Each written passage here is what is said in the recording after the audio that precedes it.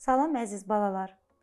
Bugünkü dərsimizin mövzusuna başlamazdan əvvəl həmişə olduğu kimi mütləq bunu qeyd edirəm ki, dərsliyimizin 8-ci bölməsinin 5-ci fəsli üzrə mövzulara başlayırıq. Bu fəsil məharət adlanır. Gəlin fəslin ilk mövzusuna başlayaq. Bu mövzu fitnə əsəri olacaq.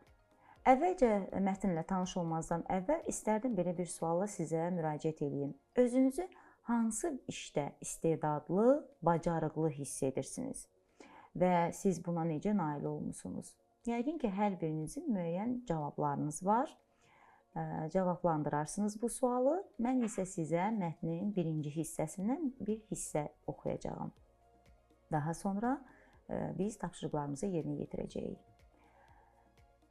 Bəhram Şah mahir ovçu idi. Hər dəfə ovdan sonra öz şücaəti ilə öyünərdi. Şahın Fitnə adlı gözəl bir kənizi də var idi. Bu qız heç vaxt Bəhram Şahın ovçuluq məharətini tərifləməzdi. Səbəbini soruşanda da deyərdi, bu sadəcə bir vərdişdir. O qədər ov etmisən ki, artıq quşu gözündən vurmağa öyrəşmisən. Bəhram Şah Fitnəyə qəzəbləndi, sərkərdəni çağırıb əmr etdi ki, Fitnənin boynu vursun. Mətnin hadisələrinin davamını oxumağı sizə həvalə edirəm. Biz isə söz boğçasındakı sözlərin mənası ilə tanış olaq. Kəniz. Kəniz xidmətçi qız, qulluqçu deməkdir. Öyünmək isə özünü öymək, özünü tərifləmək, lovğalanmaq deməkdir. Pərişan sözü nədir? Pərişan dağınıq, qatmaqarışıq, nizamsız. Digər mənası isə qəmli, kədərli, qüssəli deməkdir. Məharət uzun müddətli məşqlər, vərdiş nəticəsində yaranan ustalıq, xüsusi qabiliyyət deməkdir. Əgər yadınızdadırsa, elə fəslin adı da məharət adlanırdı. Vərdiş nədir bəs? Vərdiş hər hansı işin, hərəkətin dəfələrlə təkrarlanması nəticəsində yaranan alışqanlıqdır. İndi gəlin bax bu sözləri mətndən rast gəldiyimiz cümlələri oxuyaq. Bəhram Şah mahir ovçu idi. Hər dəfə ovdan sonra öz şücaəti ilə öyünərdi. Yəni öz şücaətini tərifləyərdi, lovğalanardı. Şahın Fitnə adlı gözəl bir kənizi var idi. Kənizi, yəni qulluqçusu var idi. Bu qız heç vaxt Bəhram Şahın ovçuluq məharətini tərifləməzdi. Yəni ovçuluq istedadını, qabiliyyətini. Deyərdi ki, bu sadəcə bir vərdişdir. Yəni bu sadəcə bir alışqanlıqdır. O qədər ov etmisən ki, artıq quşu gözündən vurmağa öyrəşmisən. Quşu gözündən vurmağa, yəni adət etmisən. Artıq bu iş sənin üçün adi bir işə çevrilib. Keçək növbəti tapşırığımıza. Mətnlə bağlı sualları cavablandıraq. Bəhram Şah nə üçün Fitnəni öldürməyi əmr etdi? Çünki Fitnə onun ovçuluq məharətinin vərdiş olduğunu deyirdi və bu sözlərdə Şahın heç xoşuna gəlmirdi. Sərkərdə nə üçün Bəhram Şahın əmrini yerinə yetirmədi? Çünki sərkərdə başa düşürdü ki, Şah gec-tez verdiyi əmrə peşman olacaq və Fitnəni öldürdüyünə görə ona acığı tutacaq. Bəs sərkərdə necə başa düşdü ki, Bəhram Şah verdiyi əmrə peşman olub? Sərkərdə Fitnənin öldürməsi xəbərini deyəndə Şahın gözləri yaşla doldu və başa düşdü ki, Fitnə bu yerdə haqlıdır. Çünki Fitnə məhz sərkərdəni yola gətirmişdi ki, onu öldürməsin. Şah hissli vaxtında verdiyi əmrə görə peşman olmuşdu. Bəhramın ceyran ovlaması epizoduna aid hissəni dinləyin. Bu epizod mətnin hansı hissəsinə uyğun gəlir? İndi gəlin, həmin epizodu mən sizin üçün oxuyacağam, siz isə dinləyəcəksiniz. Diqqətlə dinləyin, daha sonra müəyyən edək ki, bu epizodu mətnin hansı hissəsinə əlavə edə bilərik. Bir gün Bəhram ovda idi. Fitnə də onunla getmişdi. Bəhram fikir verib gördü ki, Fitnədən başqa hamı onun şücaətini tərifləyir. Bəhram Fitnəni yanına çağırıb dedi, sən niyə susursan, mənim ovçuluq məharətimi bəyənmədinmi? Bu zaman kolların arasından bir ceyran çıxdı. Bəhram ceyranı göstərib dedi, Odur bax, bizə tərəf bir ceyran qaçır. İstəyirsən bir oxla o ceyranın ayağını başına tikim. Bunu deyib Bəhram kamanına bir daş qoydu və ceyranın başına nişan aldı. Daşı elə məharətlə atdı ki, düz ceyranın qulağına dəydi. Ceyran ayağını qaldırıb ağrıyan qulağını qaşımağa başladı. Bəhram da elə bunu gözləyirdi. Cəld kamana ox keçirib atdı.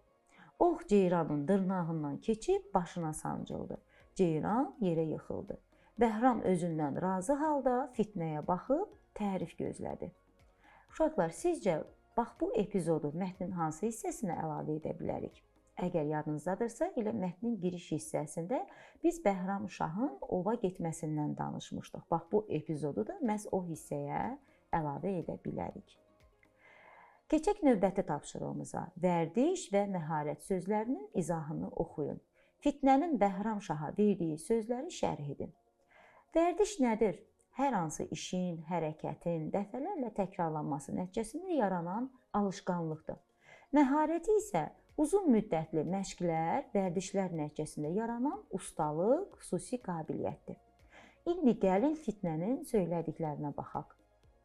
Fitnə nə demişdi? O demişdi ki, bu sadəcə bir vərdişdir. O qədər ov etmisən ki, artıq quşu gözündən vurmağa öyrəşmisən. Yəni Fitnə demək istəyirdi ki, insan ən çətin işin öhdəsindən vərdişlə gələ bilər. Sənin şücaətin, məharətin güclü olmağında deyil, vərdişinin nəticəsidir. O qədər ov etmisən ki, artıq ovunu nişan alıb dəqiq vura bilirsən. Hər kəs sənin qədər ov etsə, o da bunu bacara bilər. Keçək növbəti tapşırığımıza. Əvvəlcə gəlin sualları cavablandıraq. Sizcə Fitnə birinci şəkildəki buzovu və ikinci şəkildə öküzü nə üçün çiyninə qaldırıb? O bunu necə bacarıb? Bax, bu sualların cavabını tapmaq üçün biz mətnin üçüncü hissəsini oxumalıyıq. Mətnin ikinci hissəsini oxumalıyıq. Gəlin mətnin ikinci hissəsini oxuyaq, daha sonra həmin sualların cavabını verək, o cümlədən mətnlə bağlı tapşırıqları da yerinə yetirək. Söz boğçasındakı sözlərə baxaq. Rübənd, naxır və təpəl. Rübənd nədir? Rübənd gözün üstündən salınan hissəsi tordan ibarət olan qadın baş örtüyüdür. Məsələn, mətndə deyilirdi, Fitnə üzünə rübənd saldı. Həmin o baş örtüyündən söhbət gedir. Bəs naxır nədir? Naxır bir yerdə otlayan mal-qara sürüsüdür. Təpəli isə mal-qaranın, xüsusilə də at, inək və öküz kimi iri heyvanların alnındakı ağ ləkədir. Məsələn, mətndə deyilirdi, təpəl buzov Fitnənin çox xoşuna gəldi. Bir gün sərkərdənin naxırındakı inəklərdən biri balaladı. Bax, bu sözlərin artıq mənalarını bilirsiniz. Keçək növbəti tapşırığımıza.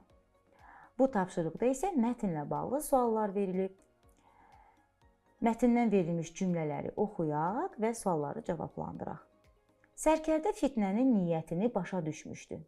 Bəs sizcə Fitnənin niyyəti nə idi? Fitnənin niyyəti Bəhram Şaha ən çətin bacarığı belə uzun müddətli məşq və vərdiş hesabına əldə etməyin mümkün olduğunu sübut etmək idi. Fitnə üzünə rübənd saldı. Fitnə nə üçün üzünə rübənd saldı? O rübəndi ona görə salmışdı ki, Bəhram Şah onu tanımasın. Bəhram Şah sərkərdəyə qiymətli hədiyyələr bağışladı. Bəs sizcə nə üçün Bəhram Şah sərkərdəni bu cür mükafatlandırdı? Çünki o Fitnəni öldürməmişdi və buna görə də o çox sevinirdi. Növbəti tapşırığımıza baxaq. Atalar sözlərinin hansı obraza aid olduğunu müəyyən edin. Mətnə istinad etməklə atalar sözlərini şərh edin. Hirsli başda ağıl olmaz. Sizcə bu kimə aid idi? O kim idi ki, hirsli vaxtda verdiyi əmrə görə sonra peşman olmuşdu? Əlbəttə ki, bu Bəhram Şahı idi. Dil var, bal gətirər. Dil var, bəla. Dilinin bəlasına düşən kim idi? Bəli, bu Fitnə idi.